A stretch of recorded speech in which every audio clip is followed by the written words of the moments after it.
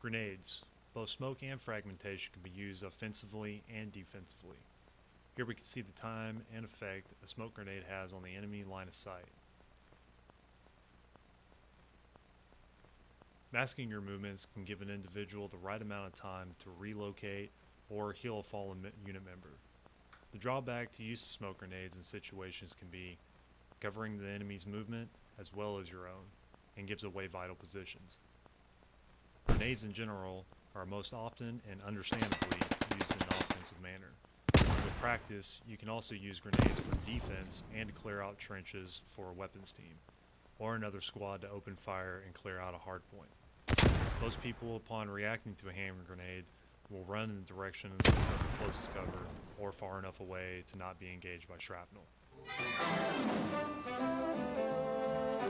Slicing the pie and lines of sight are key essentials we used whether we realize it or not.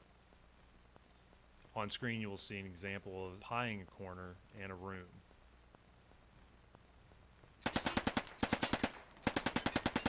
When peeking a corner, don't run right up to the corner and peek, as it limits your line of sight, but it also exposes more of your body in doing so.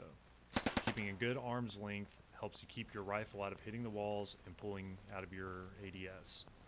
As in real life, being on top of an obstacle can hinder movement and firing. As a reference, to keep a good 2 to 3 feet away from the corner. This allows further and easier ADS and keeps rifles from pulling you out. This comes with a drawback as the rifle will sway due to being unsteady and against a hard point. While leaning, you advance either left or right depending on the corner, and you move in that direction, while exposing the least amount of your body and head per scan section. Remember to clear high and low while moving and around the corner. Remember, if you can see the enemy, he can also see you. While obstructing your body and movements with foliage and other types of concealment, you can also use many points as cover.